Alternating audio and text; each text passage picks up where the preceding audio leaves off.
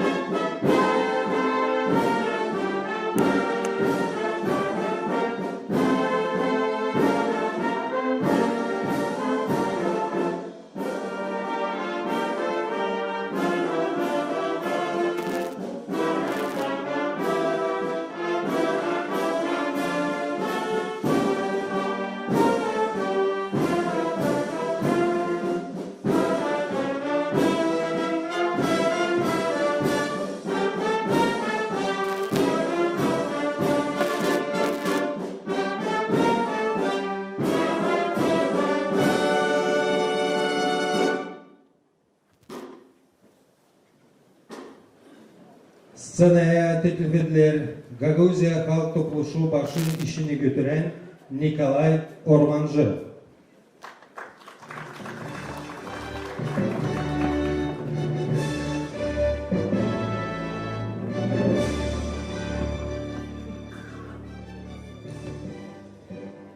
Selam dostlar, bağlı misafirler. Bütün yürekten selamlarım sizi, hem bütün Gagavuz halkı. Gagavuzya Avtonomiyası'nın 31 yılın içi. Büyük nişanlar Нышанерез bizim автономиянın история etapını bütün bizim vatanımız en önemli datasında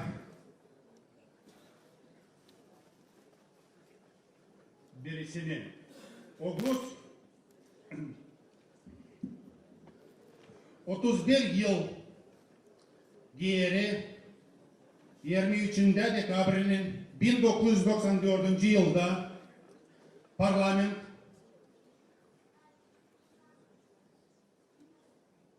geçirdi bir kanun, hani verdi bize yüzün ödeye doğru yapma bizim halk topluluğunu, bakanlık, isполкому bizde ayrıldı başkan da çekettik işleme, düzme bizim автономии. Geçeceğim Rus diline, hani anlasın bizi değil sayın burada bulunan kişiler ama kim televizyonda seyredi, internette bakıyor da çok insan anlasın bizim посылы. Уважаемые жители Гагаузии, дорогие друзья, гости, земляки, сегодня мы собрались по случаю 31-й годовщины со дня принятия парламентом Республики Молдова закона об особом правовом статусе Гагаузии.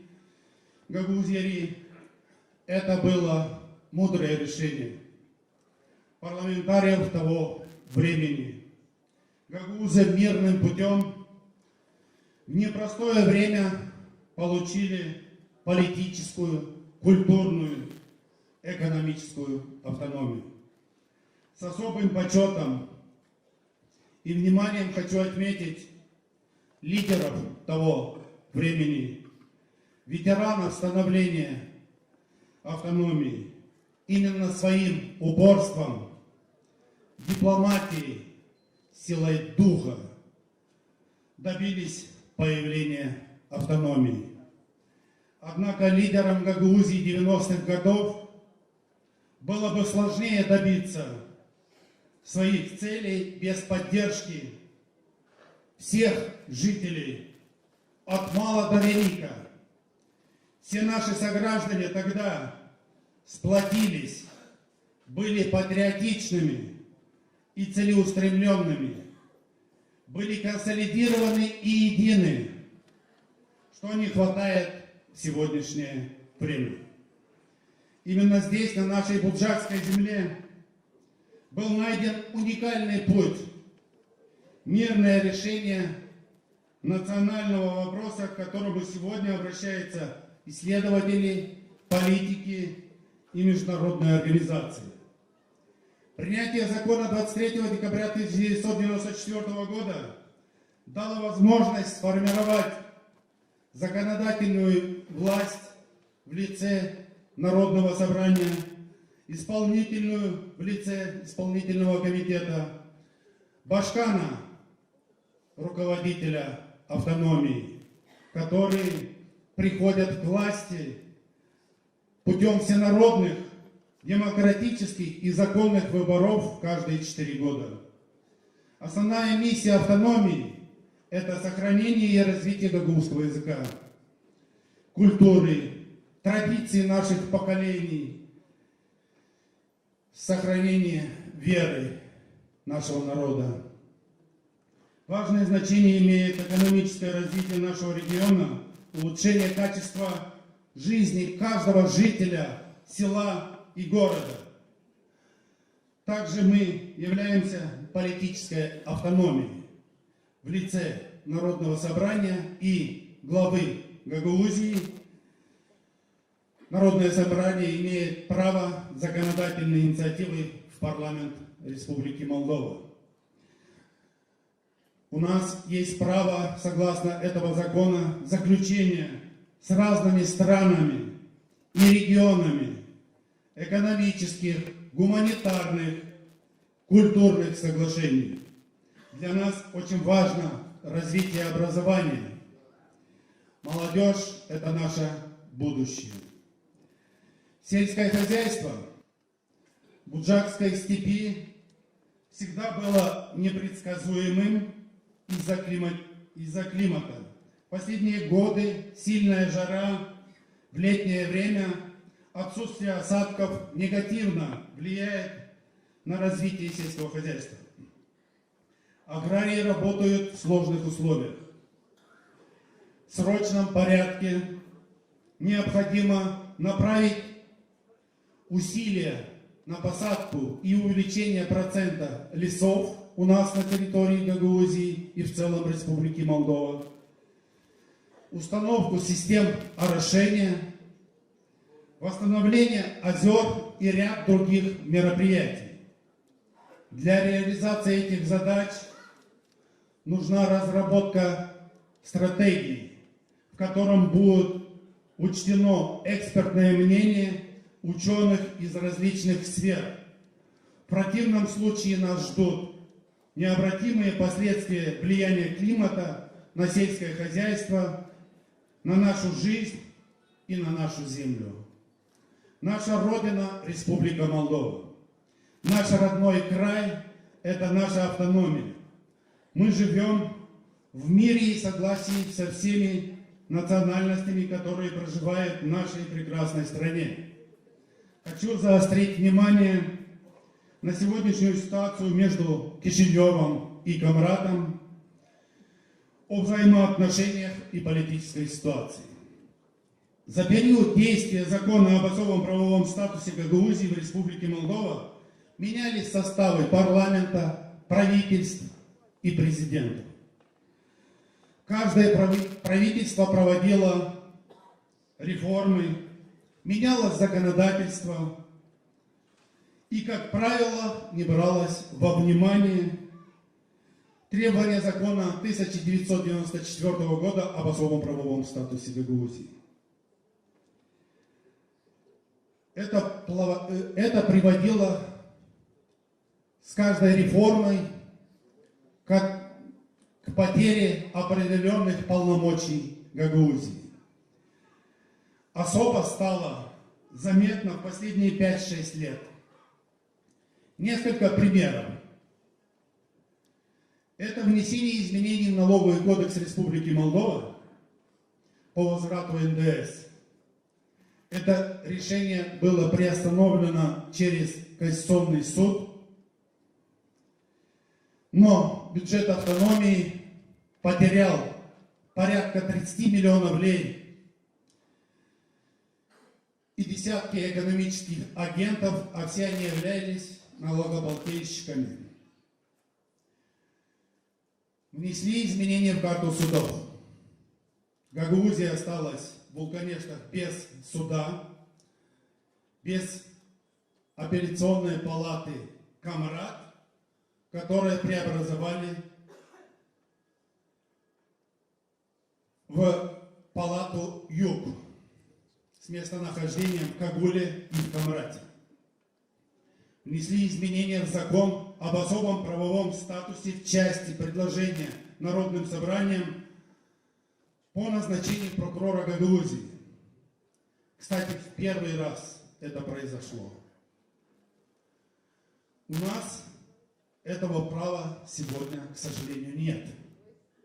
Башкар Гагаузии не является сегодня членом правительства, как того требует закон об особом правовом статусе. И что еще более страшнее, она находится в заключении. Сегодня мы изолированы. С Народным собранием и исполнительным комитетом не контактируют центральные органы власти в Кишиневе. По их инициативе мы изолированы и от международных структур, аккредитованных в Республике Молдова. Я допускаю, что с нашей стороны есть недоработки. Конечно, есть. Но убежден, что причина очень глубинная. Но первопричиной является это отсутствие политической воли со стороны центральных органов власти. Сложная геополитическая ситуация сегодня в мире может решиться только дипломатическими методами, путем переговоров можно прийти к миру и согласию. Призываю всех отбросить амбиции, агрессию, нагнетание страха и строить демократическую, экономически сильную и независимую страну, где есть вера в завтрашний день. Хочу отметить еще одну важную проблему наших дней. Это разобщенность с помощью влияния политических сил и отсутствие единства в обществе. Это всячески подкрепляют средства массовой информации, в большем количестве созданные в последнее время на территории Гагаузии. Людей сталкивают на фоне их отношения и мнения к вопросам местных политических процессов и геополитики. Свободные СМИ и критика у них – это важный инструмент демократии. Но критика не равна оскорблениям, очернению людей с противоположными взглядами. Мы должны сами строить свой дом с помощью дружеских отношений на взаимовыгодных условиях для своих стран и регионов. Неважно, где они находятся, на Востоке, на Западе или где-нибудь еще. Народное собрание 7-го созыва завершает свой мандат. Назначены выборы на 22 марта. ЦИК сформирован и укомплектован в полном составе, начал подготовительную работу. Очень надеюсь, что предстоящие выборы пройдут в строгом соответствии с Кодексом о выборах Гагаузии. Никто нам не будет мешать, и 8-й созыв продолжит свою законодательную деятельность, политическую и представительскую, и направить свои усилия, и будет выбран путь целью защиты прав и полномочий, автономии и улучшения качества жизни каждого жителя в целом Республики Молдова. Пусть этот праздник станет напоминанием о том, кем мы являемся и какой путь прошли. Пусть в наших сердцах всегда живет любовь к родной земле, уважение к своим корням и предкам и стремление к созиданию. Пусть в каждом доме царит мир, благополучие, достаток и согласие. Пусть Гагаузия развивается, растет и процветает, а имя нашего края звучит с гордостью, как пример мудрого выбора и гармоничной жизни. И все, кто у нас есть сегодня, результат общего труда. И все, кто будет, и все, что будет завтра, зависит от нас, от каждого. С праздником, с Днем образования Гагаузской автономии. Пользуясь случаем, хочу вас поздравить с наступающим Новым годом и Рождеством Христовым. Пусть наступающий год принесет мир и согласие, стабильность и уверенность в завтрашнем дне. Пусть Рождество наполнит сердца верой, добром и надеждой. Желаю вам и вашим близким крепкого здоровья, благополучия, успехов и новых достижений. Пусть в каждом доме царит тепло, достаток и согласие. Яша сын Гагаузия. Саулу.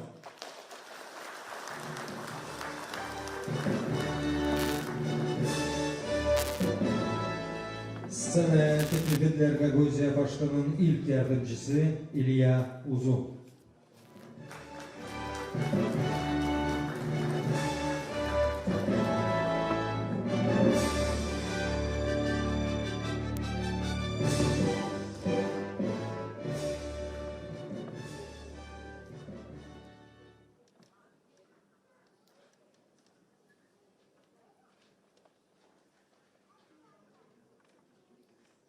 Selam dostlar, selam kardeşler, selam misafirler, selam analar, babalar. Kutlarım Türk Devleti'nin hem konsulu Eda Güç, kutlarım Rus Devleti'nin yardımcılarını, приветствую владыку Николая и весь епископат Молдавской Православной Церкви. Приветствую экс-председателя парламента Республики Молдова Дьякова Дмитрия Георгиевича. Приветствую всех жителей Гагаузской автономии и гостей.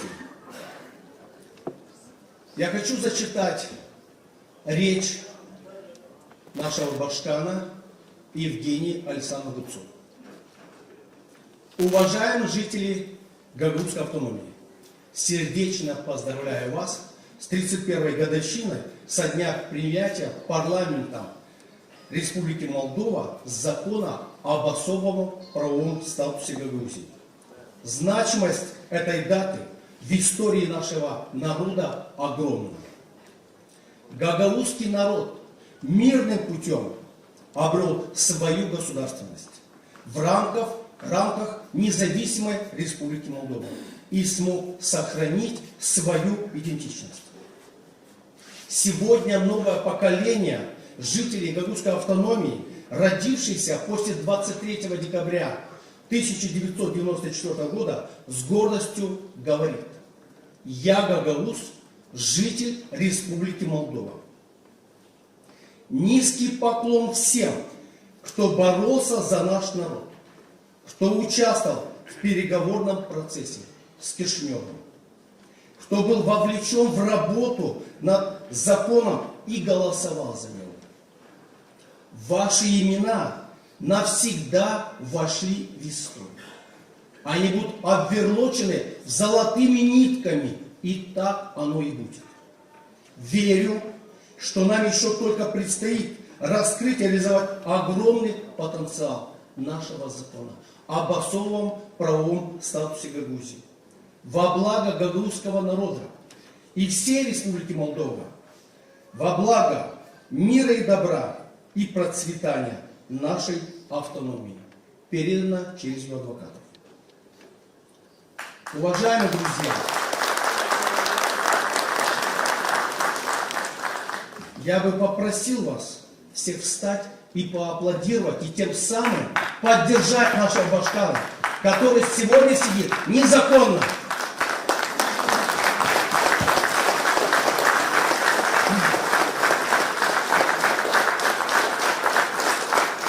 Спасибо вам, спасибо за поддержку.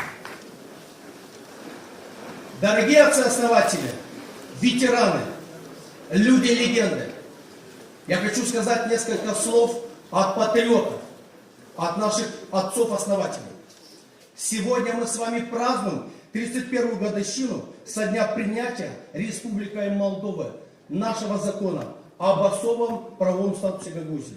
Сегодня я произношу эти слова в знак признания в любви к своему народу, признания и уважения к тем, кто шел впереди нас, кто не боялся, а мечтал о создании гагаузской государственности.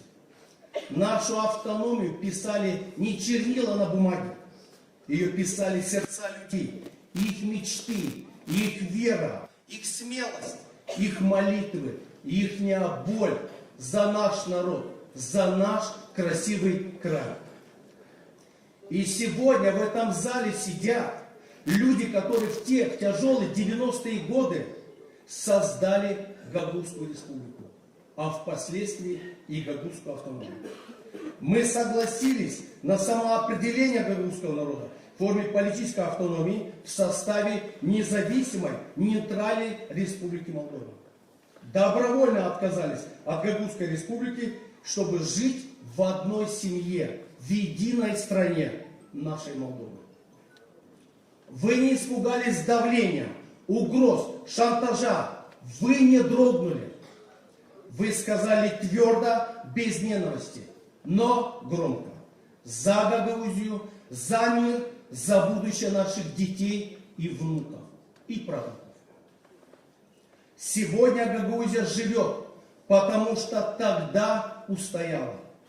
Гагаузский язык звучит потому что вы его сохранили. Дети смеются, потому что вы тогда выбрали мир и не дали пролиться кровью. И сегодня, если кому-то хочется плакать, пусть это будут слезы гордости, а не боли. Дорогие ветераны становления Гагаузии, а все началось с 1988 года, дискуссионного клуба «Гагауз Халкы», который возглавил великий гагаузский художник Дмитрий Савастьян. Вы говорили о судьбе нашего языка, о наших традициях, о нашей культуре, о вере. Впоследствии ваши разговоры перетекли в политические требования. Так зарождался гагаузский этнос. Вы не просто создали автономию, вы подарили народу право обрести свою свободу, свой язык, культуру, традиции, семейные ценности, свою веру. Наша интеллигенция, да и простой народ, осознали, что настало то самое время и исторический шанс, когда можно добиться своей государственности. История не так часто дает народам такие возможности. При создании гагаузской автономии рядом с нашим народом были наши друзья. Это Россия и Турецкая республика. Для нас они являются братскими. Мы никогда не забудем и будем помнить вечно Сулеймана Демиреля, президента Турецкой республики. Эндер Ага, первый посол Турецкой республики в Республике Молдова. Ахрамеев Сергей Федорович, маршал Советского Союза. Зайцев Геннадий Николаевич, генерал Советского Союза, генерал-майор. Рыляков Владимир Маркович, Приднестровье, который приехал в количестве 100 автобусов. Спасибо вам за поддержку. Наши друзья помогают и продолжают помогать, и ничего не требуют взамен. Спасибо им за это. Мы, гагаузы, это помним. На протяжении независимости нашей Молдовы риторика центральных властей была всегда одна. Действовать как большой начальник. Мы сказали, а вы выполняете. А если нет, будет плохо. А как это классифицировать? Очень просто. Это уголовные дела, шантаж, запугивание. Повторяю, мы, гагаузы, малочисленный народ, но мы народ, и с этим нужно считаться. Центральные власти нашей страны, к сожалению, ущемляют и отнимают с каждым годом наши полномочия. Они проводят антигагаузскую политику. На протяжении всех лет от создания Гагаузской республики до принятия в 1994 году статуса Гагаузской автономии и по сей день наших руководителей, которых выбирал наш народ, всегда были неугодны центральным властям. Сажали в тюрьмы, оказывали давление, унижали, оскорбляли, на работу никуда не принимали. Так зарождалась Гагаузия, с трудом и потом и кровью. И через это прошли практически все. Топал Степан Михайлович, первый президент Гагаузской республики. Киндигелян Михаил Васильевич, первый председатель Верховного Совета Гагаузской республики. Это Добров Леонид Федорович, Бургуджи Иван Георгиевич, Марюневич Мария Васильевна, Завричка Петр Николаевич, Бузаджик Петр Ильич, Буйки Андрей Семенович, Севастьян Дмитрий Иванович, Севастьян, Калчи Георгий Иванович, Кышлалы Георгий, Гагуз Михаил Миронович, Бакаева Зинаида Николаевна и другие гагаузские политики и лидеры. Через эти жернова прошли почти все башканы.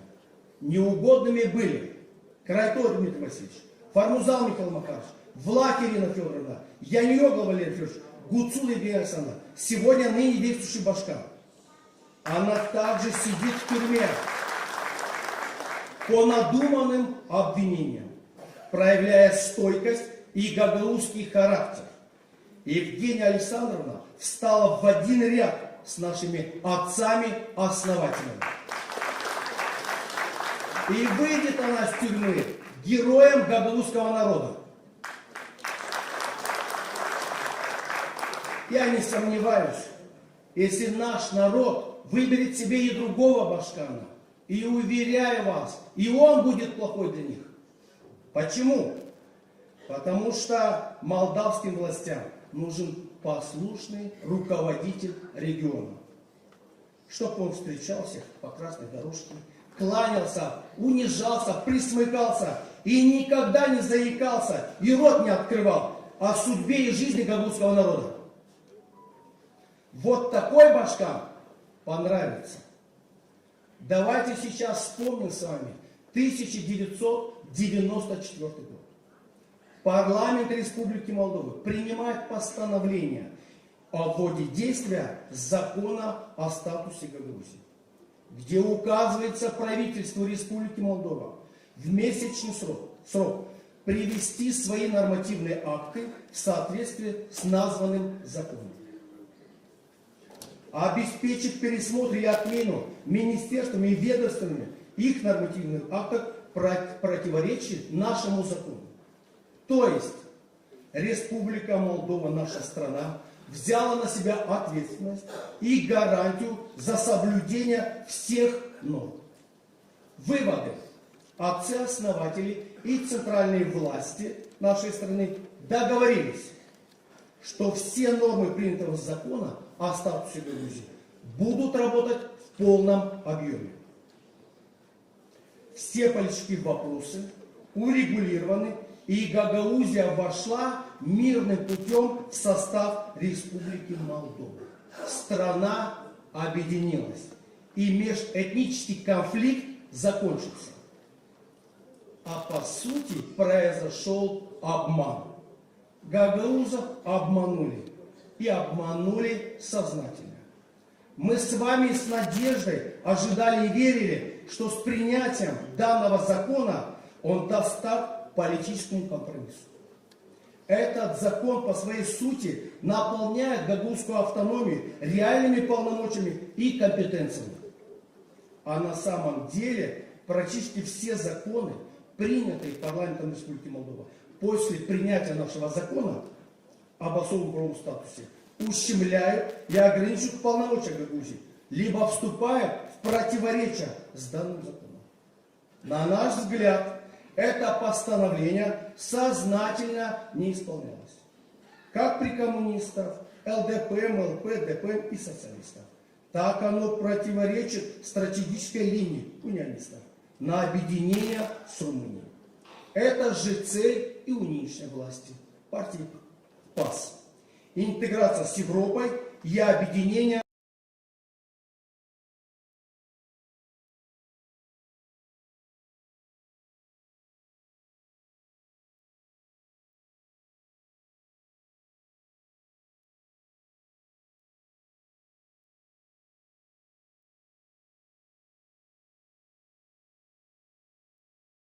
Были ассимилированы, а ассимиляция коснулась проживавших в Трансильвании и венгров. При этом была упразднена венгерская автономная область. И проблемы у нас с каждым годом становятся не меньше, а только больше. Мы призываем все политические элиты Республики Молдова взять на себя ответственность за нарушение Конституции Республики Молдова и закона об особом правовом статусе. Мы призываем к здравомыслию, поступать по-государственному, проявлять мудрость и ответственность. Республика Молдова должна привести свои нормативные акты в соответствии с нашим законом. Закон о правовом статусе Гагаузии. Молдавским властям нужно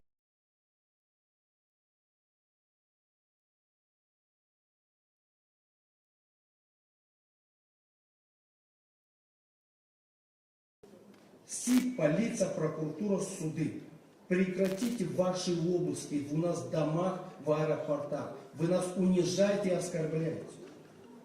отцы-основатели, и мы это проходили. Только равноправный диалог. Прекратите ваши нарративы. Россия, Кремль, Путин, ШОР, война, сепаратисты. Народ Республики Молдовы знает, кто нам друг, а кто не друг. Прекратите издеваться над народом, штрафовать, оказывать давление. Вы не помогаете и другим мешаете, не даете возможность помочь простым людям. Мы должны с вами говорить о проблемах, которые есть в нашей стране, и как их можно и нужно решать. Страна рушится, люди покидают родину, отцов, матерей, молодые семьи разводятся, дети остаются одни на произвол судьбы. Экономика рушится. И что будет с нашей страной через 20 лет, никто не знает. Страна оказалась и стала тоталитарным режимом. Несколько слов и о пропагандистах с гагузскими корнями и которые проживают здесь. У этих людей нет национальности. Это нечисть отравляет мозг нашему региону. Они за европейские деньги продадут и мать родную. Они атакуют с утра и до вечера, 24 часа в сутки, всех патриотов, политиков, кто защищает гагузскую автономию, семейные ценности, традиции, наш народ. Ничего нет сильнее в мире, чем наша вера, вера в нашего Бога, нашего Иисуса Христа. Для этих пропагандистов любовь к ЛГБТ – это норма. Для нас, православных,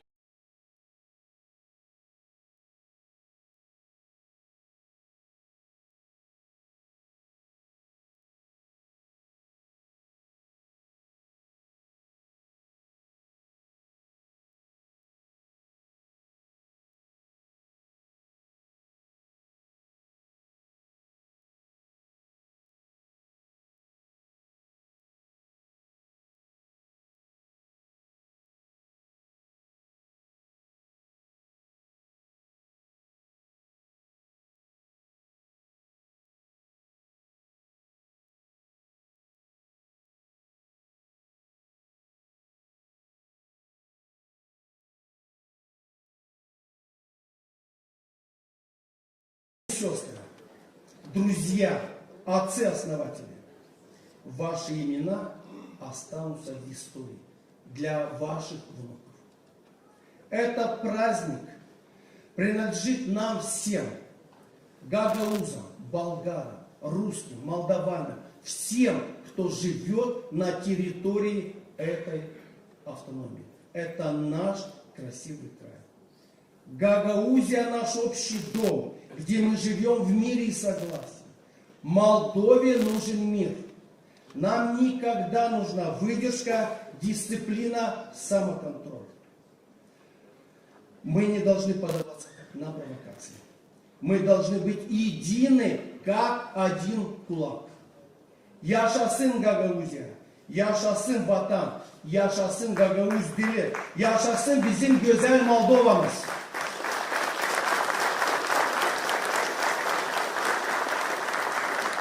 Дорогие друзья, сегодня с нами нет рядом людей, которые не жалели себя и строили нашу автономию для нас всех. Пройдут года, они будут писать стихи, слагать песни. Поэтому давайте встанем и минутой молчания почтим их.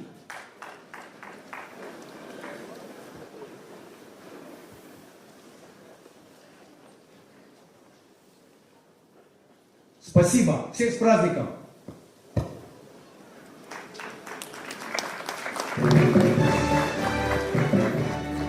Sıraya teklif edilen Gaguzya Halk Topluluğu'nun ilk çağrımın başı, Gaguz Respublikası'nın Yüksek Sovyeti'nin deputatı Pyotr Paşalı.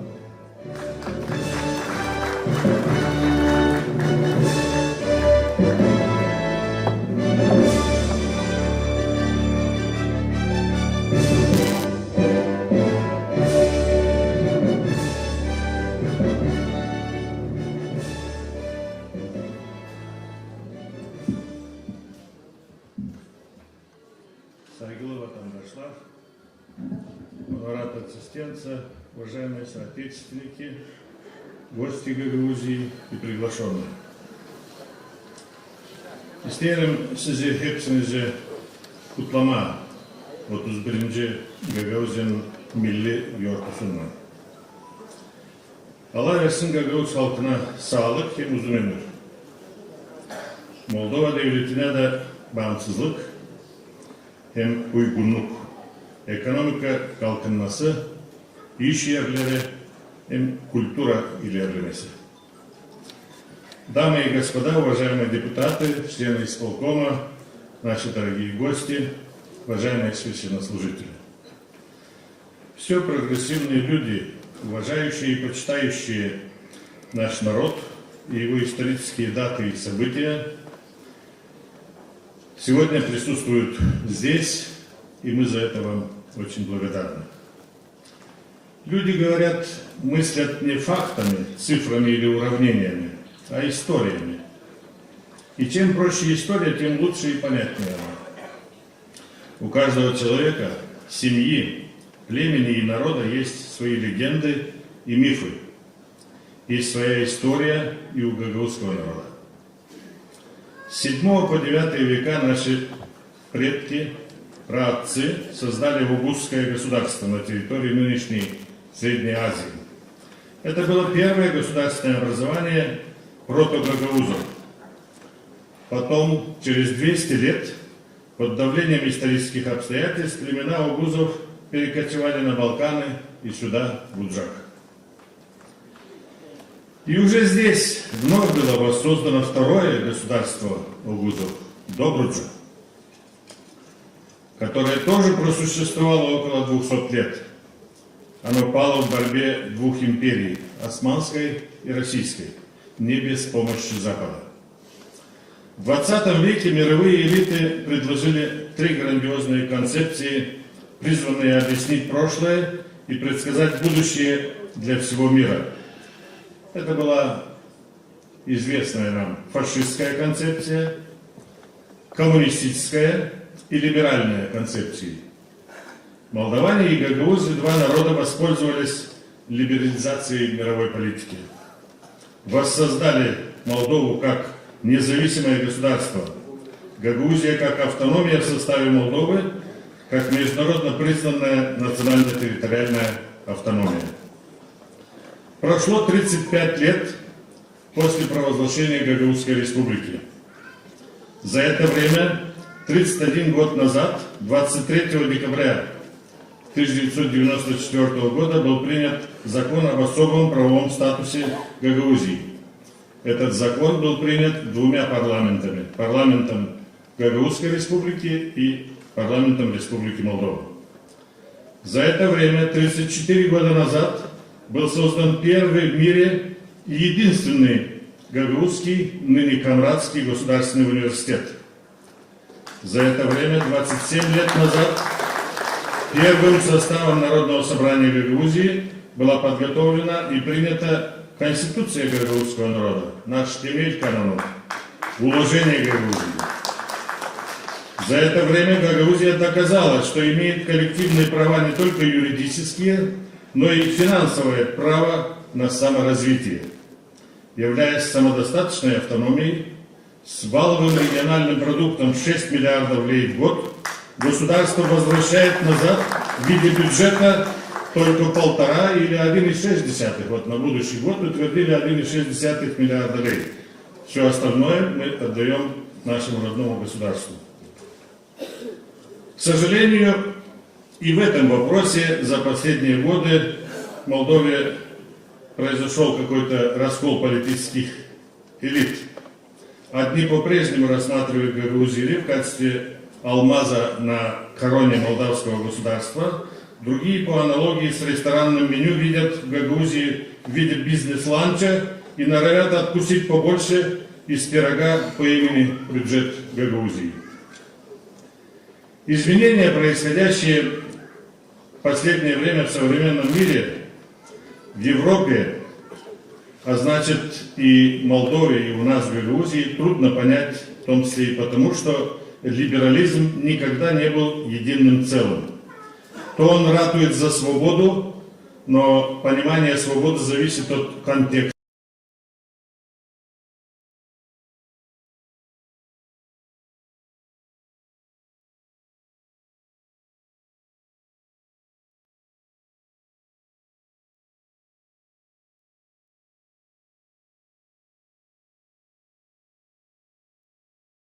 Выбрать практически все, остаются мирные взаимоотношения между народами. И этим мы должны очень дорожить. Для Гагаузии мир – это шоколадный торт либерального меню. Мы можем предложить, конечно, и бокал красного вина с гюзлемей, но не всем гюзлеме нравится, наверное. Позвольте мне поздравить нас всех и весь народ Молдовы с Днем образования Гагаузии. Ламулцань, Гагаузия. Ламулцань, Республика Молдова. Яшасын, Гагаузия. Яшасын, Гагаузия.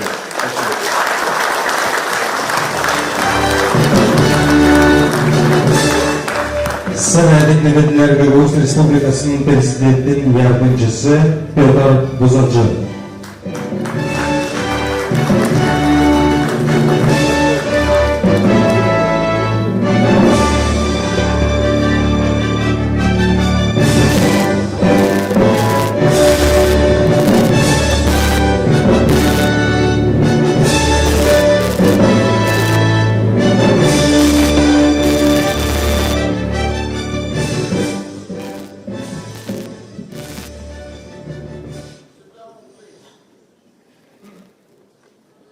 Уважаемые руководители автономии, депутаты, приглашенные и ветераны становления Гагаузии. 23 декабря – это знаменательная дата для жителей нашей Гагаузии. Эта дата определила статус гагаузского народа, дала дорогу на развитие как в духовной, экономической и политической сфере, на развитие своего языка и своей культуры.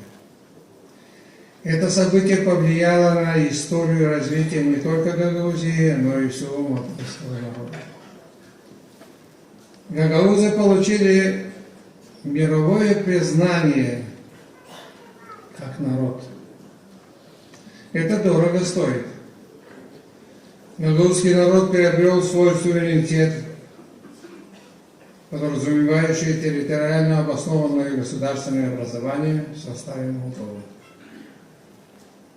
Закономерность данного события вытекала из выводов авторитетных ученых из Академии наук Молдовы, Одессы, Москвы, Анкары о том, что создание гагаузской национальной государственности жизненно необходимое для гагаузского народа и имеет достаточное для этого основания по этнической самостоятельности гагаузов, по численности народа, по компактности проживания ее, по рентабельности хозяйственной деятельности.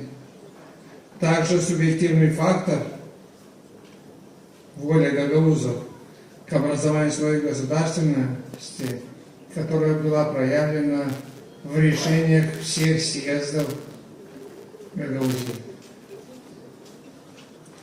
Учитывалась и историческая память.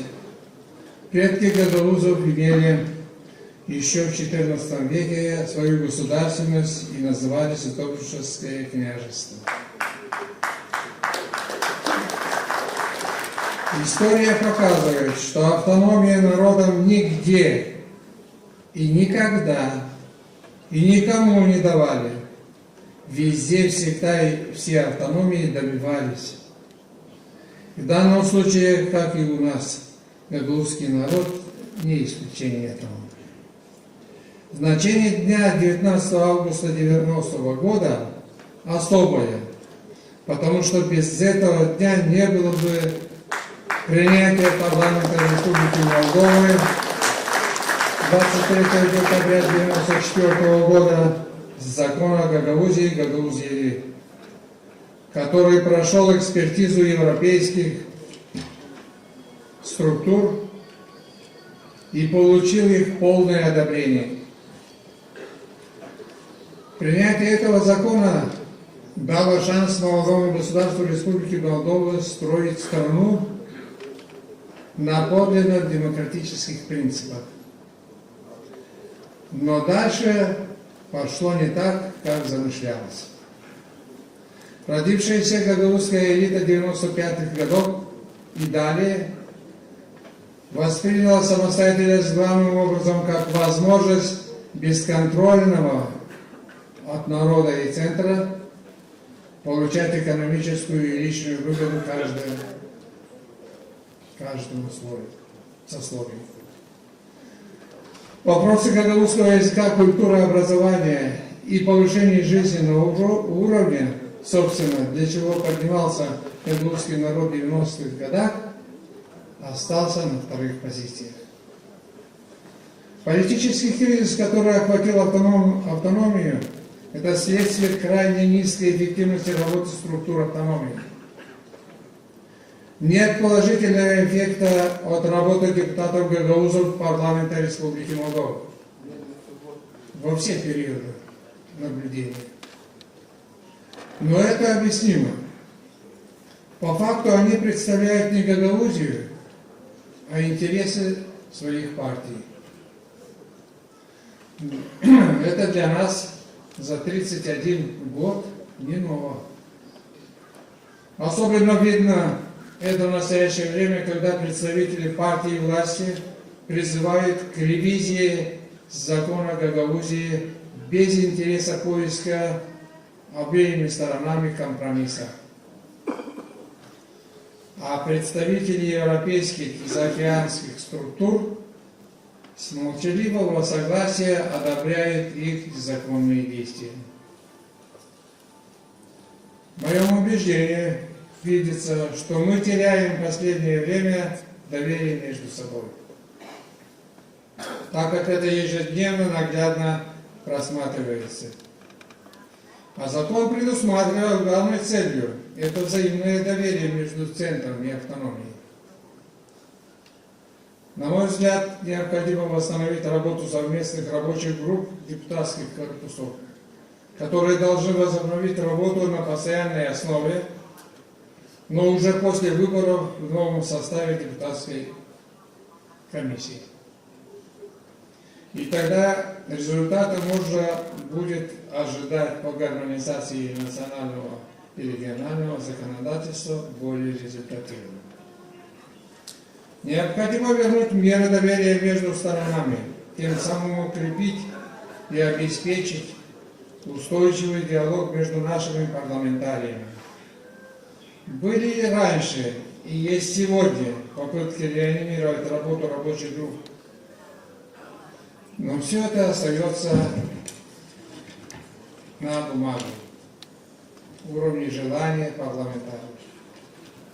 Мне кажется, что нарушен закон преемственности. И из-за амбиций некоторых наших руководителей тем самым результат эффективности и результативности на сегодняшний день налицо. Я бы рекомендовал гагаузской и центральной власти изучать мнение по праву на изменение и дополнение Конституции Республики Молдова в части, касающейся статуса Гагаузии, согласованной с Венецианской комиссией на 15-м пленуме еще, который состоялся 8-9 марта 2002 года. Ведь у нас до сегодняшнего дня в рабочем порядке обсуждается только одно постановление парламента Республики Молдова от 23 декабря 1994 года. И игнорируется его исполнение, принятое парламентом Республики Молдова о введении в действие закона Гагаузии. Другое постановление Республики Молдова того же дня за номером 345,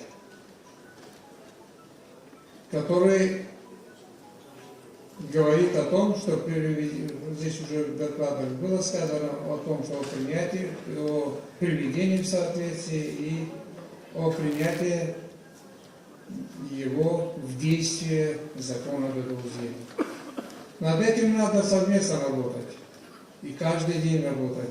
И много работать, находя компромиссы между собой. Хотел бы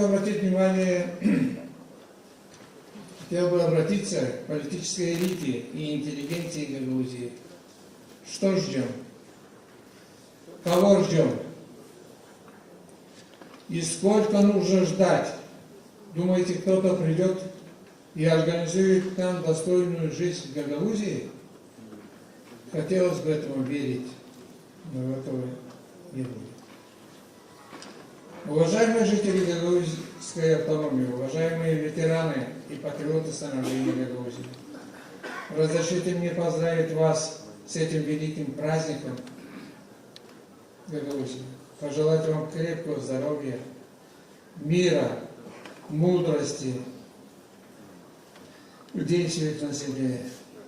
А также разрешите вас поздравить с наступающим Новым годом и Рождеством Христовым. Но ввиду того, что здесь у нас участвуют служители, пожелать им успехов, а когда среди них все будет хорошо, у нас будет еще лучше. Спасибо, я Шасим Безин Гагаузии.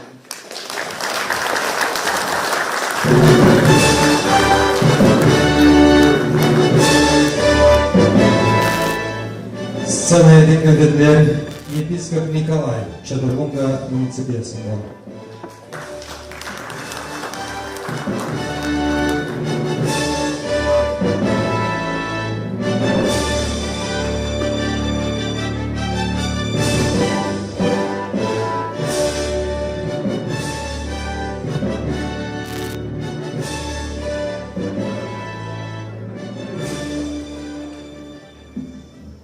Уважаемое собрание, дорогие братья и сестры, я нахожусь здесь по благословению нашего правящего архиерея, его высокопресвященства Анатолия, архиепископа Камрадского и Когульского.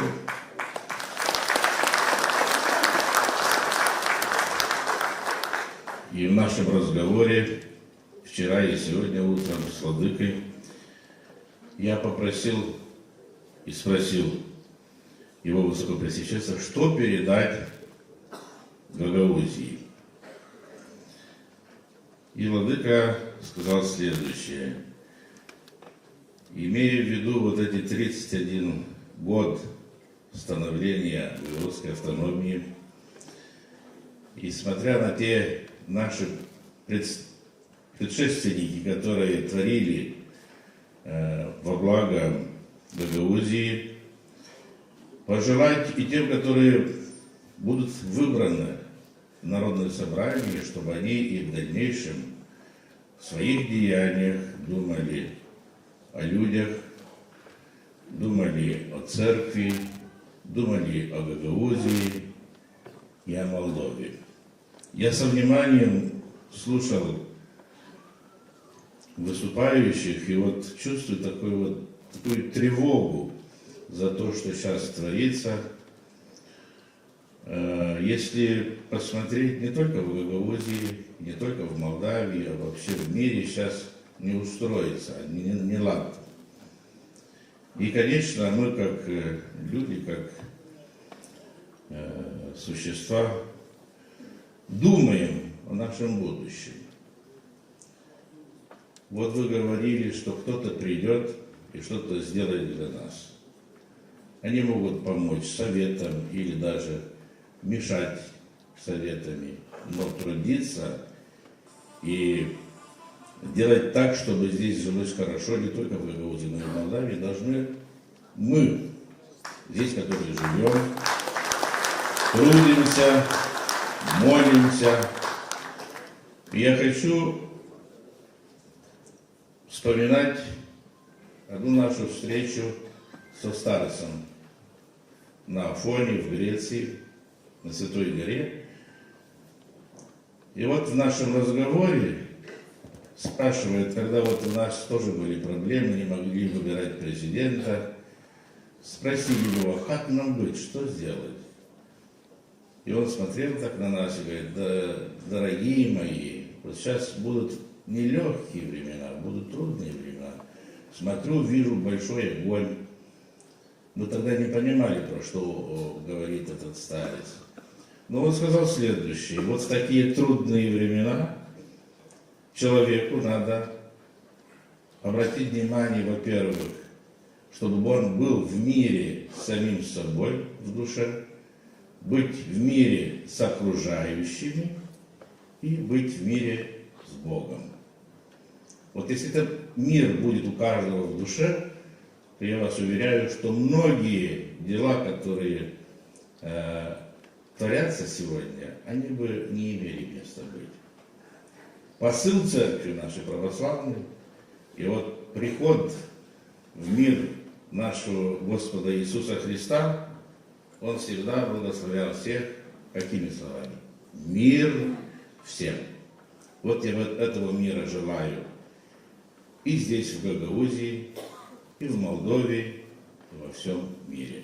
Благословение Господне на вас, своей благодати человеколюбием, всегда на ней присно, и во веки веков. Аминь. С праздником!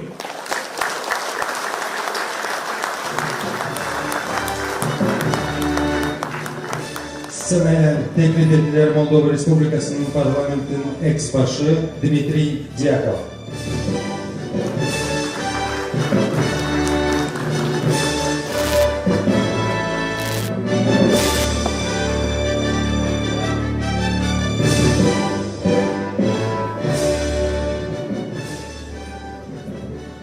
Дорогие друзья, я очень рад искренне быть вместе с вами в такой день. Куча эмоций, воспоминаний, как 31 год назад мы приступили к подготовке закона, который ждали и здесь, в Гагаузии, и я вас заверяю, ждали во всей Молдавии. Потому что этот закон был предисловие к миру, сотрудничеству, к диалогу. И вот мы с господином Пашилой вспоминали, как мы ездили и в Германию, и в Данию, и встречались с различными экспертами.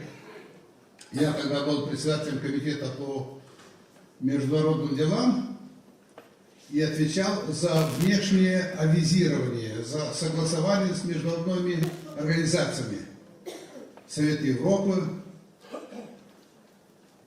Венецианская комиссия, правительства Великобритании, Ирландии, Дании принимали очень активное участие в консультациях с подготовкой этого закона.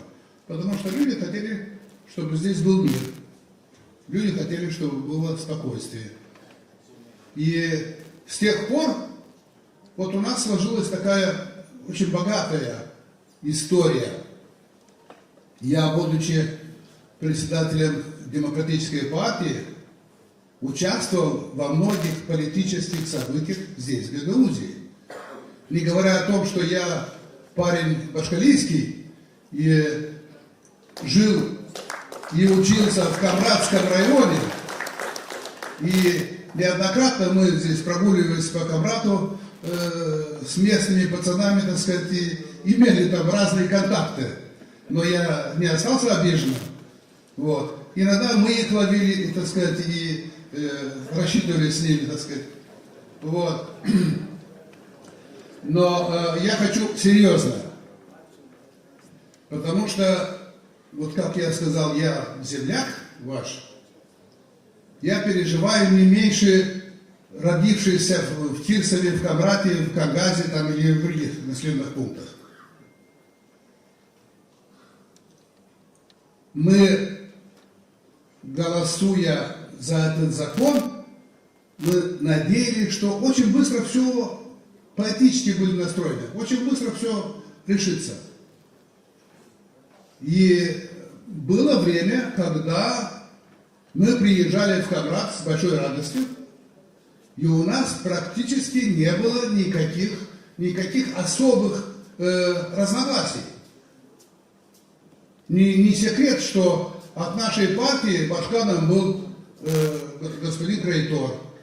Одно время представители Демпартии были больше половины исполкома. И мы приезжали, и мы разговаривали, и мы находили компромиссы, и мы обнаружили какие-то проблемы и тоже пытались решать. Смотрите, вы критически анализируйте и ваше участие в реализации этого закона. Я смотрю в зале ни одного башкана.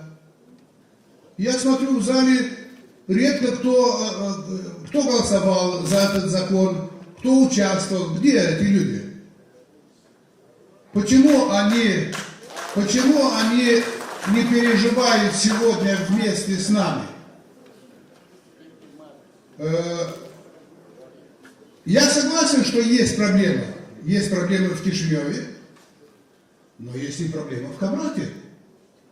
И мы со многими из вас встречаемся в разных ситуациях и обсуждаем, где за стаканом чая, где за стаканом белого или красного вина. И мы всегда находим общий язык, и мы всегда говорим о болячках, которые мешают нам жить, и которых можно решать. Но видите ли, когда мы собираемся вместе, и когда у нас там какое-то заседание, мы стесняемся, мы стараемся выглядеть бойцами. Там стараются быть бойцами, здесь стараются быть бойцами, и тогда как решать вопросы? Поэтому вот сейчас будут выборы. Я как человек, который искренне переживает, мне не нужно, я карьеру здесь не делаю, у меня здесь бизнеса нету других интересов. Но есть желание проезжать через Камрад и радоваться, что здесь все хорошо. Понимаете? Поэтому надо думать о будущем составе Народного собрания. И постараться, чтобы делегировать туда людей с разных слоев общества. И людей, не те, которые там обязательно будут драться, будут и такие, но те, которые будут искать мира. Смотрите, какие процессы сегодня вокруг Молдовы происходят. Трагические, тяжелые, трудные, в которых участвуют все крупные страны мира. Ищут способ договориться. И мы очень все, каждый из нас надеется, что договорятся. Так почему здесь мы не можем договориться? Вот, в Народном собрании должны быть представители всех слоев общества, разных профессий, но главное, настроены на положительный ритм. Вы поверьте, я видел все эти 31 год разных людей в Камраде здесь, в разных структурах. И есть люди, которые искали мир, искали пути сотрудничества, а есть люди, которые искали только повод, чтобы поругаться. И там находятся очень быстро такие же. И что, мы так будем вечно жить? Поэтому я бы посоветовал избрать группу там, найти группу там из 5 человек, 6, и предложить ту группу для того, чтобы вели переговоры с Кишиневым. С Кишиневым надо разговаривать, надо договариваться. Не только во главу угла ставить проблемы, которые мешают нам жить, но ставить те проблемы, которые волнуют людей, которые волнуют регион. Мы по поводу закона. Я очень рад. Закон очень взвешенный. Этот закон радикалы кишиневские критиковали с первого дня. Но мы, тем не менее, проголосовали за этот закон. 2/3 парламента голосовало за этот закон. И международное сообщество, как я говорил, аплодировало принятию этого закона. И было 10-15 лет, когда у нас не было особых проблем. И мы продвигались вперед. Но в последнее время у нас большие сложности. Я не хочу заострять внимание на сложностях, а они есть. Так давайте искать пути разрешения. Путем драки всеобщей мы ничего не решим. У нас будут пару героев, которым кто-то будет аплодировать, и будет куча больших проблем для всего остального населения. Поэтому я готов приехать в Кишинев, обзвонить тоже кого-то там из ныне действующих и так далее, и попросить, давайте вы тоже отвечайте. Вот в Камрате создали группу для переговоров, давайте и вы создавайте. И встречайтесь, и обсуждайте, и не обязательно это все транслировать по телевидению, надо сначала самим договариваться. И не надо ставить во главу угла суверенитет и государственность и так далее. Мы еле дышим все. И Молдова это с такими сложностями встречается. И если мы будем рвать рубашку на груди, то ничего, кроме драки, из этого не получится. Поэтому, дорогие друзья, я вас поздравляю. 31 год – это опыт. Для истории это вот такой срок. Но это опыт людей, проживающих на этом клочке земли. Это опыт для всей республики сожительства и поиска компромиссов и решения насущных проблем людей, проживающих здесь. Нам предстоит решать еще приднестровскую проблему. И там тоже непросто. И тоже непросто складывается сегодня диалог. Но рано или поздно придется его искать.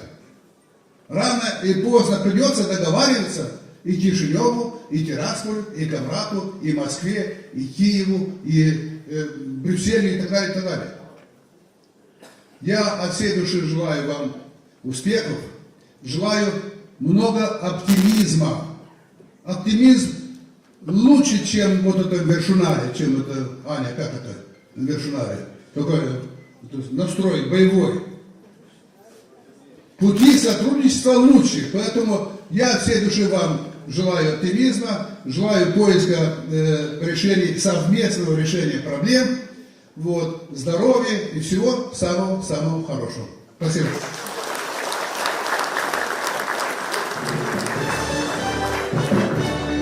Scenaya teklif edilen Türkiye Cumhuriyeti Komarat Başkonsulu Eda Güç.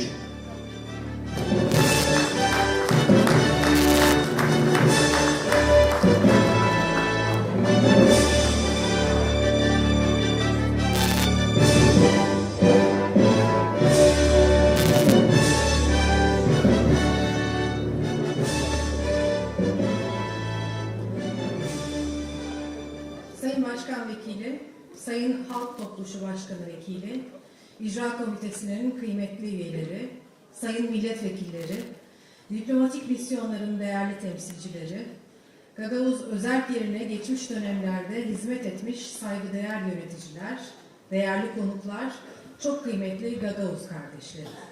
Уважаемый исполняющий обязанности председателя исполнительного комитета, уважаемый исполняющий обязанности председателя Народного собрания, уважаемые члены исполнительного комитета, уважаемые депутаты, представители дипломатических миссий, уважаемые руководители в разные периоды служившие Гагаузской автономии, дорогие гости, дорогие гагаузские братья и сестры.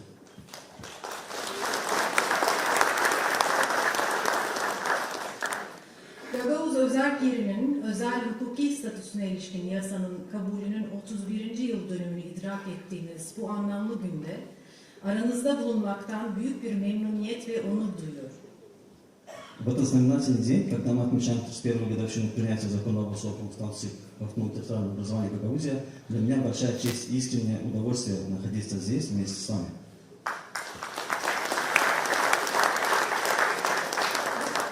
Bu önemli yıl dönümü vesilesiyle bizleri bir araya getiren halk topluluğuna ve Gagavuz Özerk Yeri makamlarına teşekkürlerimi sunuyorum. Пользуясь случаем и ввиду важности сегодняшней даты, выражаю благодарность Народному собранию и органам власти Гагаузии за организацию данного мероприятия, объединившего нас сегодня здесь. 23 Aralık 1994'te kabul edilen bu yasa, yalnızca bir hukuki düzenleme değil, aklı selimin, karşılıklı anlayışın ve barışçıl çözüm iradesinin somut bir tezahürüdür. Закон, принятый 23 декабря 1994 года, является не просто правовым актом, а наглядным проявлением здравого смысла, взаимопонимания и стремления к мирному разрешению sложных вопросов. Gagavuz Özerk Yeri'nin bugünkü statüsü, zor bir dönemde diyalog yoluyla ulaşılan bir uzlaşının, sağduyunun ve ortak geleceğe duyulan inancın eseridir. Современный статус гагаузской автономии – это результат достигнутого в непростой период компромисса, основанного на диалоге, благоразумии и вере в общее будущее.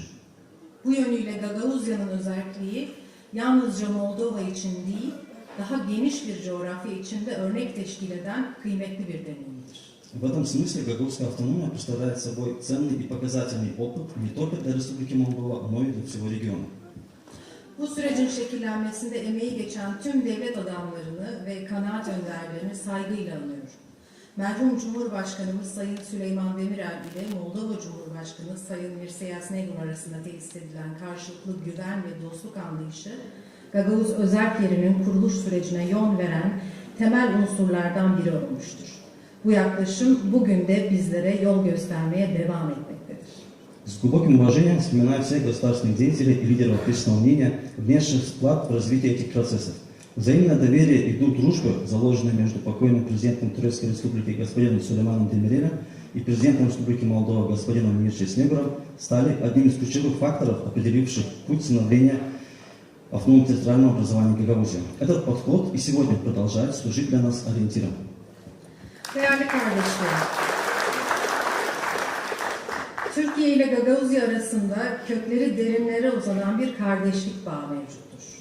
Bu bağ yalnızca ortak tarih ve dil unsurlarına dayanmamakta, aynı zamanda kalpten kalbe kurulan karşılıklı ve sevgi ve güvenle güçlenen manevi bir köprü niteliğindedir. Bu köprüyü korumak ve daha da sağlamlaştırmak hepimizin ortak sorumluluğudur. Дорогие братья и сестры, между Турцией и Гагаузией существуют глубокие узы братства. Эти узы основаны не только на общности истории языка, но и представляют собой прочный духовный мост, соединяющий сердца людей и укрепляемый взаимным уважением, доверием и искренней привязанностью. Сохранение и дальнейшее укрепление этого моста является нашей общей ответственностью. Türkiye, Gagavuz halkının kimliğini, dilini, kültürünü ve özelliğini muhafaza ederek Moldova Cumhuriyeti'nin refahına katkı sağlamasını samimiyetle desteklemektedir. Bu yaklaşım, Moldova'nın egemenliği ve toprak bütünlüğüne verdiğimiz koşulsuz desteğin doğal bir parçasıdır. Gagavuzya, Türkiye ile Moldova arasında yalnızca bir bağ değil, sürdürülebilir dostluğun ve işbirliğinin canlı bir örneğidir. Турция искренне поддерживает стремление гагаузского народа сохранять свою идентичность, язык, культуру и автономный статус, одновременно внося вклад в благополучие Республики Молдова. Такой подход является неотъемлемой частью нашей безусловной поддержки суверенитета и территориальной целостности Молдовы. Гагаузия является не просто связующим звеном между Турцией и Молдовой, но и живым примером устойчивой дружбы и сотрудничества между нашими странами. Bu anlayış doğrultusunda ülkemiz bugüne kadar Gagavuz Özerk Yeri'nde eğitimden sağlığa, sosyal altyapıdan kültüre kadar pek çok alanda somut projeler hayata geçirmiştir.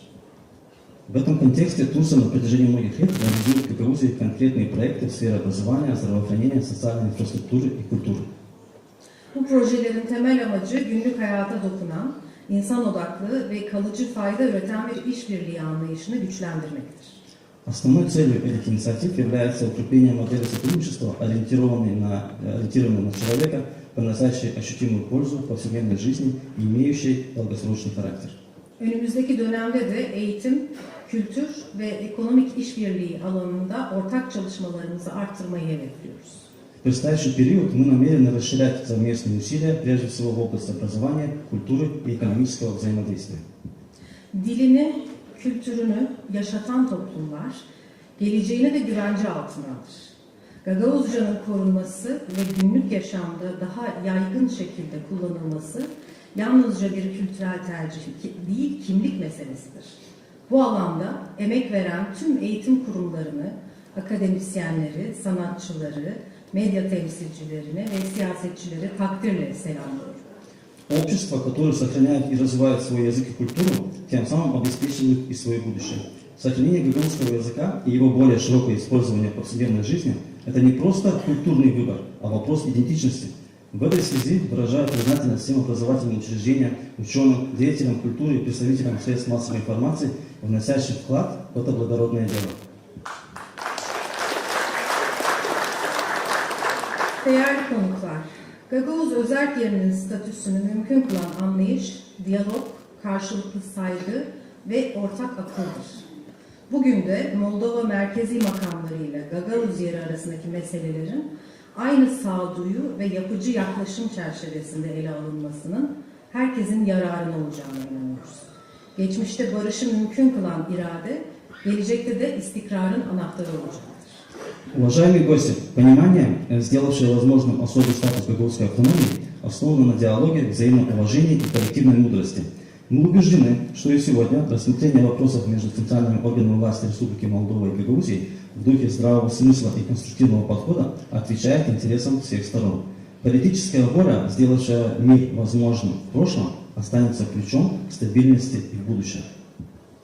Bu duygu ve düşüncelerle Gagavuz özerk yerinin özel hukuki statüsüne ilişkin yasanın kabulünün 31. yıl dönümünü içtenlikle kutluyor. Gagavuz halkına sağlık, huzur ve refah dolu bir gelecek diliyorum. В завершение еще раз искренне поздравляю вас с первой годовщиной принятия закона об особом правовом статусе Гагаузии. Желаю гагаузскому народу здоровья, мира и благополучия. 2026 yılının hepimiz için barışın güçlendiği bir yıl olmasını temenni ediyor. Sizleri saygı ve muhabbetle selamlıyorum. Yaşasın Gagavuzya.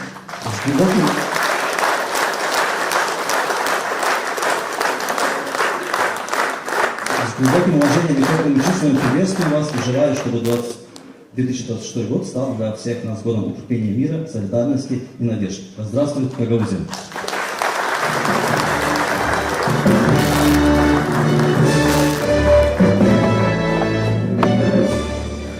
Sınaya teklif edilen 1999, 2002, 2007, 2015 yıllar Gagavuzya Bakanı'nın ilk yardımcısı Valeri Yeniova.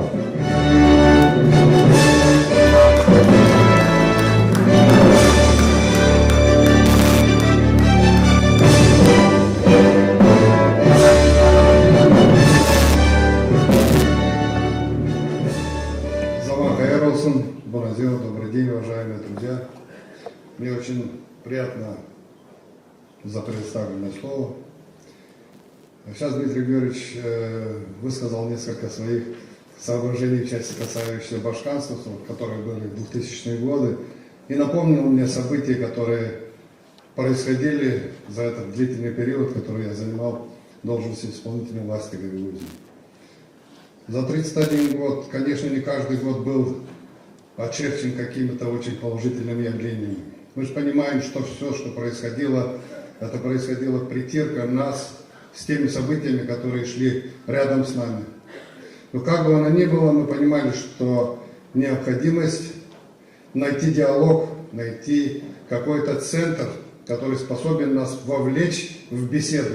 И все равно, в любом случае, из беседы мы выходили с каким-то решением. Мы помним 2002 год, когда происходили события, тогда господин президент, который был на тот момент, он говорил, они умные, но они не наши. Почему-то власти Гагаузии почему-то оказывались всегда не нашими для центральных органов власти. Вот это наша общая беда. Мы вовлекались в какие-то личные обиды, которые не давали никаких результатов для молдавского народа, для гагаузского народа. То же самое происходило в 2014 году. Это следующий этап, который позволил нам опять собраться вместе, укрепиться, провести референдум. И результаты референдума, разве они создали проблемы для молдавского государства? Нет. Они обозначили этапы развития общества в Республике Молдова. Мы сочли, или они сочли возможным выслушать мнение людей, которые живут в этом государстве. Это нормально.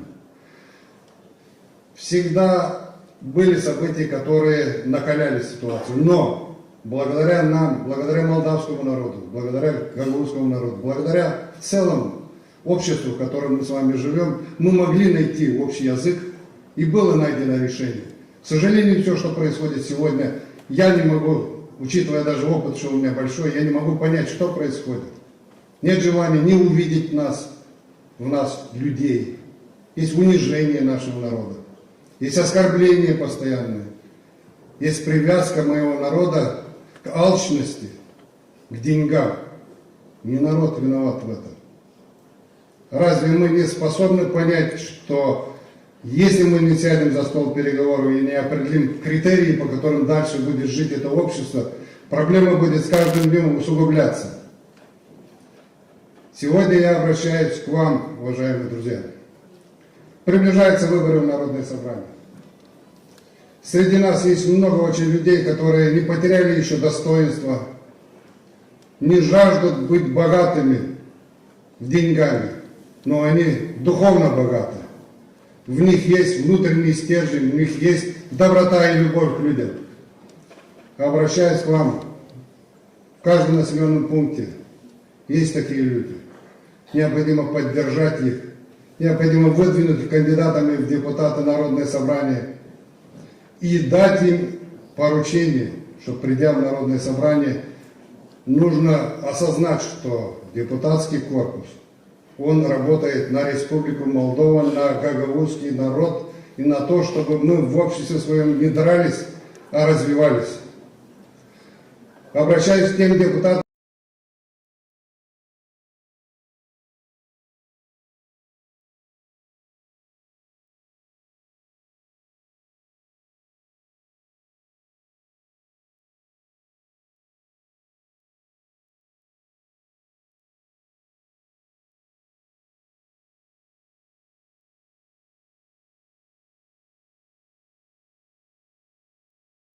как объединить этих людей, чтобы они не обвиняли друг друга, а вместе шли по этой дороге, чтобы созидали. Поэтому мы тогда провели референдум. Я считаю, что сегодня нужно утвердить Конституцию Гагаузии. Этот депутатский корпус должен сегодня внести некоторые коррективы, те, которые мы сегодня видим, что происходит, да, и вынести это наше уложение, вынести на референдум Гагаузии, на котором принять и прекратить всякие склоки. Я считаю, что это один из важнейших наших составляющих, и впоследствии, хотим мы этого или не хотим, однозначно мы должны убедить центральные органы власти, что пора прекратить унижение народа, нужно встретиться и общаться. Не имеет значения, нравится вам, не нравится тот или иной руководитель. Самое важное — желание искренне жить в мире, в добре и в любви. Bizim halkımız yaşadık çok yıl. O bu yılları geçti de bugünlerden de tuttu kendisini çetin. Ne kadar bize daha lazım.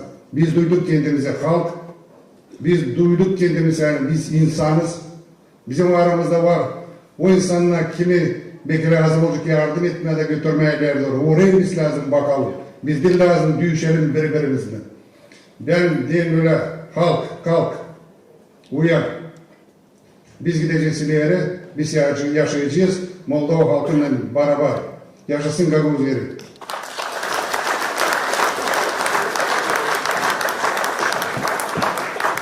Сценaya teklif edilir dizgin Jarkü primarı Vasily Kapsamon.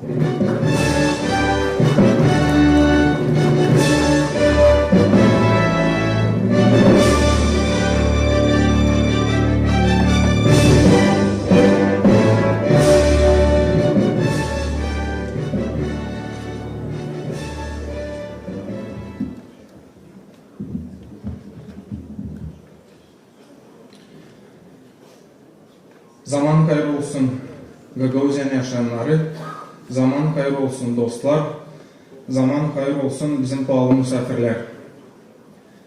Bugün biz kutlarız büyük bir yortuyu, 31 yıl nice kuruldu bizim Gagauzya avtonomiyası. Bugün Gagauzlar için kalendarda durur değil sadece bir kırmızı çizgiyle.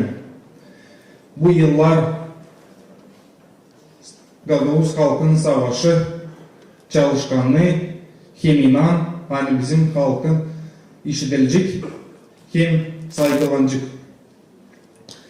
Ben isterim sağ ol söylemeye bütüne Gagauz halkına, göndericilere, hani onlar çalıştılar, deni olsun Gagauzya avtonomiyası. Gagauzların olsun sesi. Gagauz halkın olsun ilerlemesi. Çoğu kahramanlar bulunurlar bu zalda. Çoğu bizi izlerler televizyonda. Ben gençlerin adından isterim söylemeye size çok sağ olun. Dua etmeye size çok sağlık, uzun ömür. Çoğu kahramanlar da bizim yanımızda yok. Rahmetli oldular.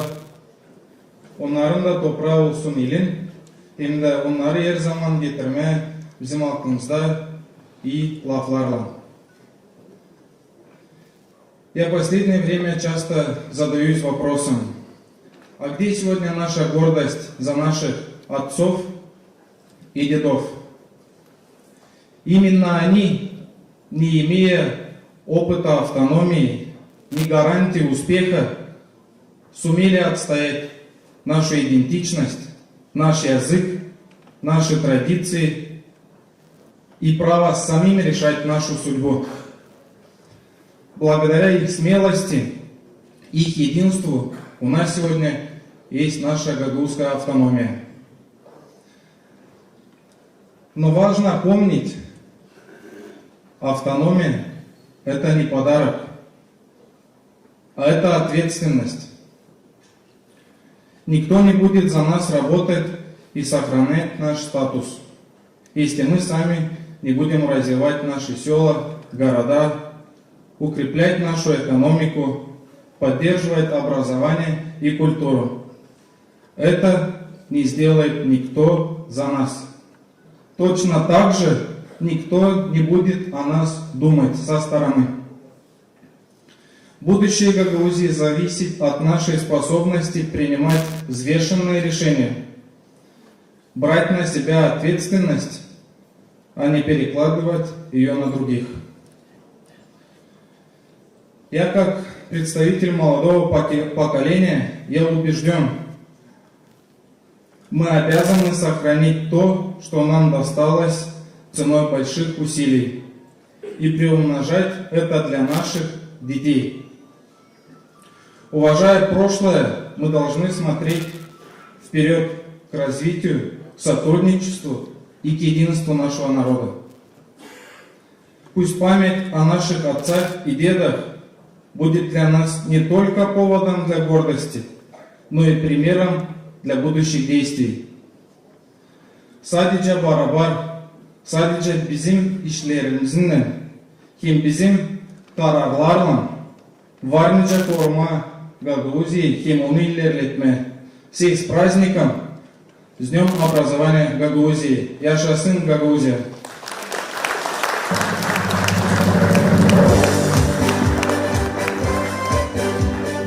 Saygılı dostlar, bugünkü gün avtonomiyanın yüksek kuvvetlerine koyulduğu dava ki evlatlıları daha geniş kullansınlar Gagauz dilini türlü sferlarda. Bu üzere Gagauzya Kültür Bakanlığı kendi tarafından çok zahmet koyuyor ki koruma, ilerletme hem geniş kullanma Gagauz dilini kültüra hem ince zanaat uğrunda.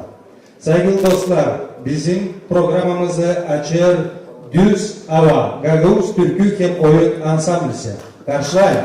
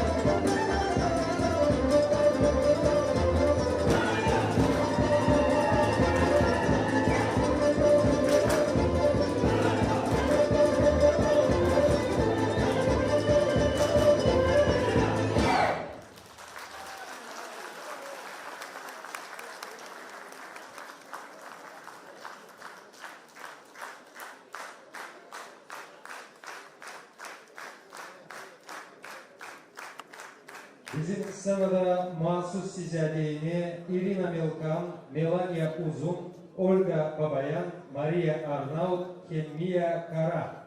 Buyurun seslenin.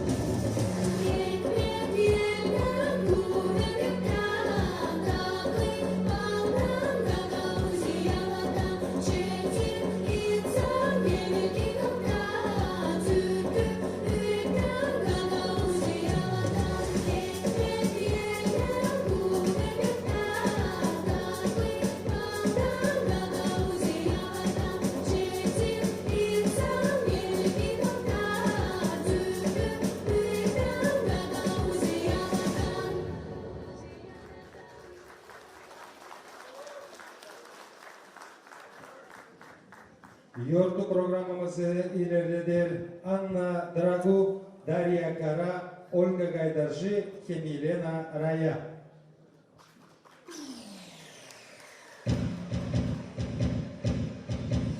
Konuşuruz ülkelerinde, kutsal topraklarımızda, vatanımız güneşiyle doğusuya.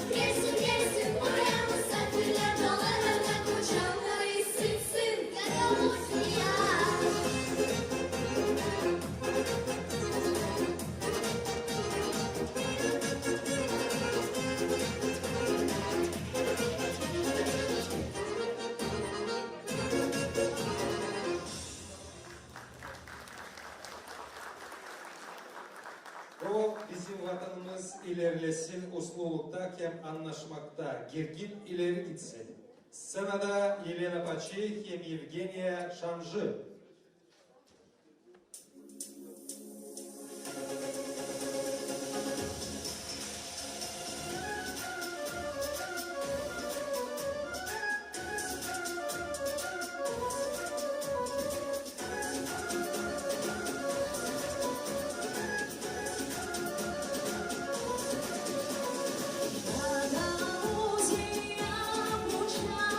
Seni gibi yok toprak.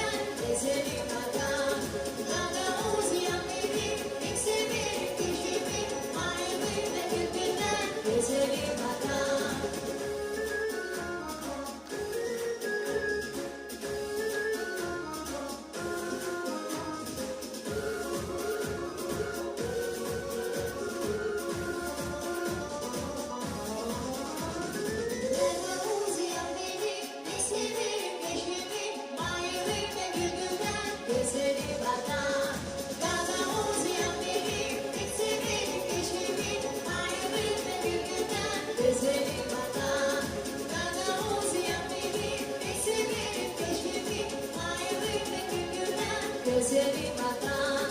Gagauzya benim, pek severim güçleri. Hayretimle kökümden gözlerim vatan. Saygılı dostlar, dünkü yurtu programımıza katıldılar talantlı artistler. Onların arasında Lyudmila Bazadji hem Arina Bratan. Sıcak karşılayın.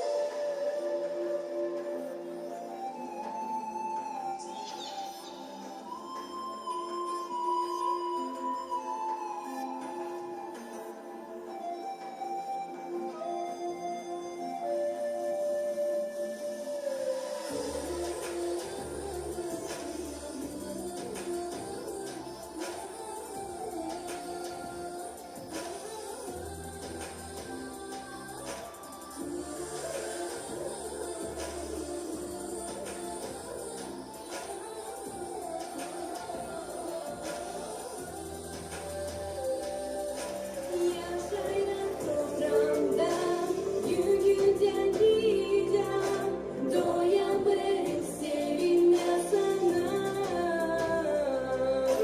Sen yanım gibi bana bir yıldız görsen, yok senden bağlı bu dünyada.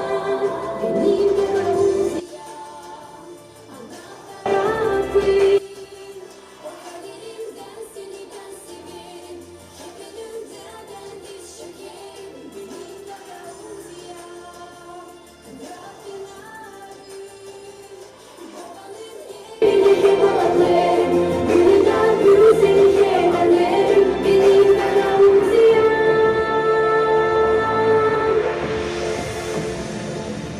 İlerler vakitler, güler uşaklar. Pek isterim bilsinler onlar. Ne soysam kırak yapar, insanlar yapar. Toprağında senin var yaşamak. Benim Gagauzya, ana tarafı. O kaderimden seni ben severim. Hepinizden diz çökerim. Benim Gagauzya, kırak yarım. Babanın yerine yaparlarım. Güller güzeli hep anlarım. Benim Gagauzya.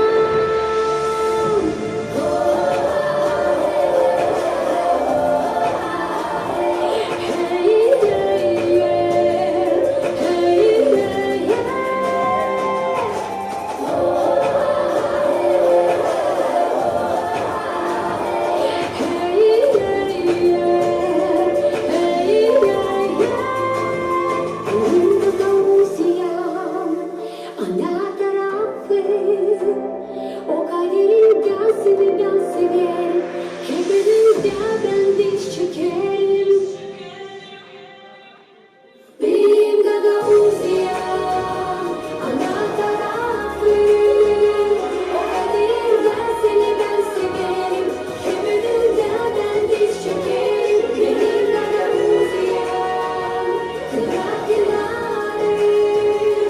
Babanın yerine yaparlarım.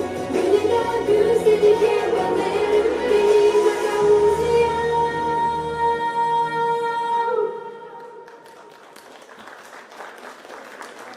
Gagauzyan'ı yaşayanlarına adlarlar kutlama Köse ailesi. Teklif ederiz seneye iliği hem evdeki hem onların küçük ama talantlı kızcağızını Darya'yı karşılayın.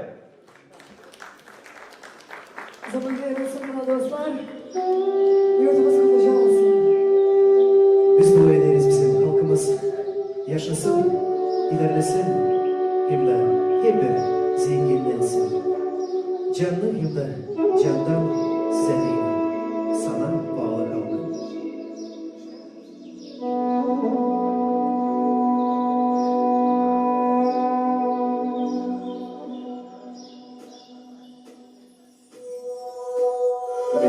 Ege'ye göklerden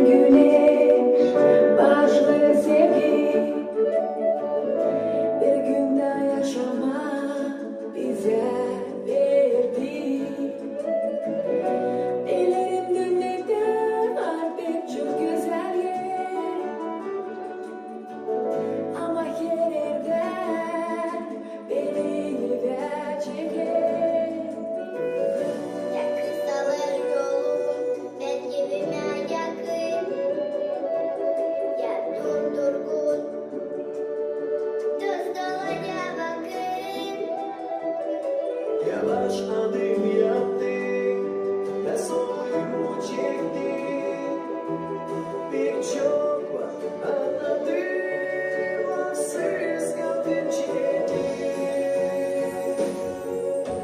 Sen yapıyorum başında da uzayan. Senden alıyor ki bu dünyada. O kıyıların insan yapan günden galip. O gökyüzü cidden dipsiz mavi.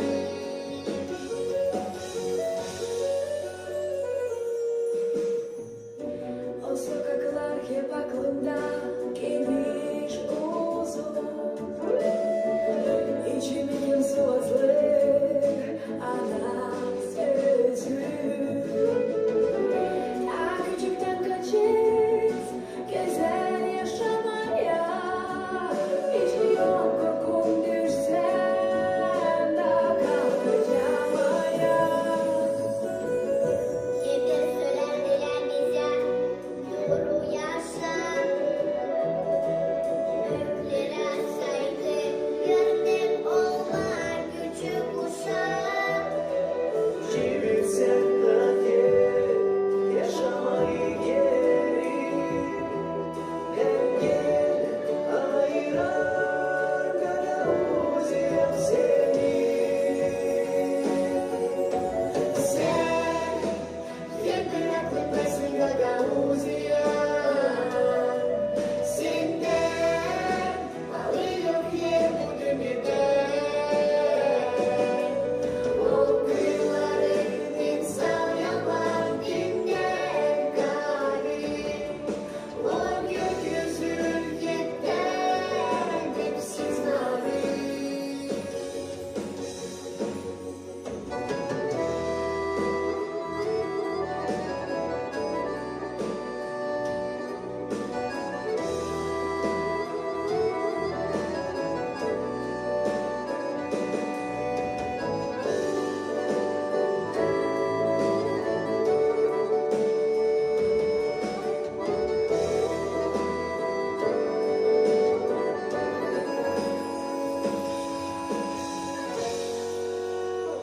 Yaşasın Gagauzya.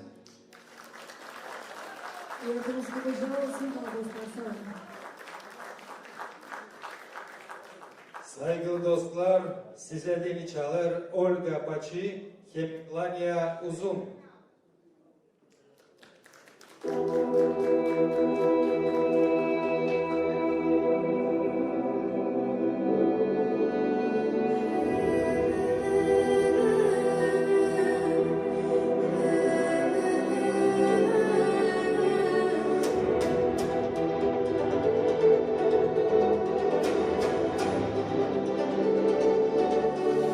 Gagauzya, sen canım benim. Gagauzya, sen güzellerim.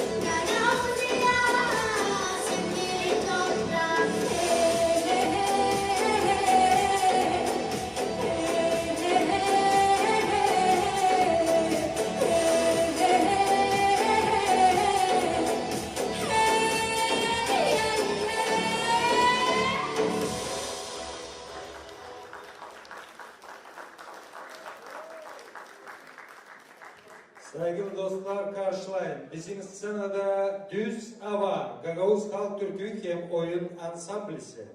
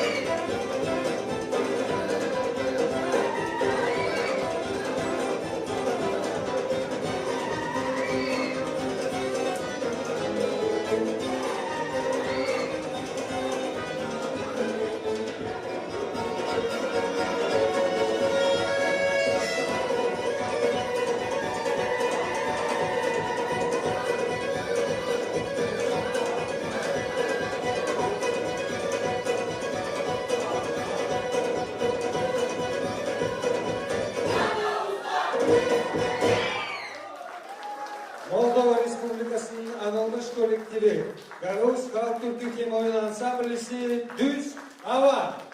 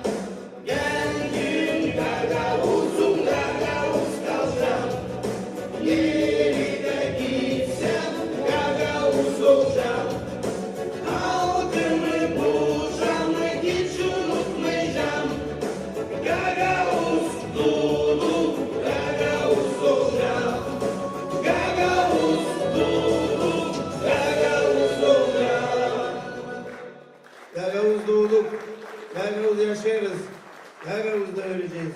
Yaşasın Gagavuz ya!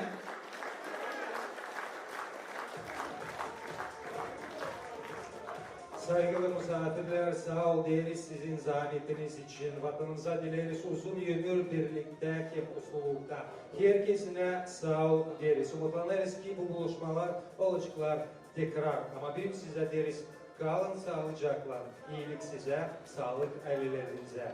Yaşayalım, kim yaşadalım, Gagavuzi'yi birlikte. Kalın sağlıcakla.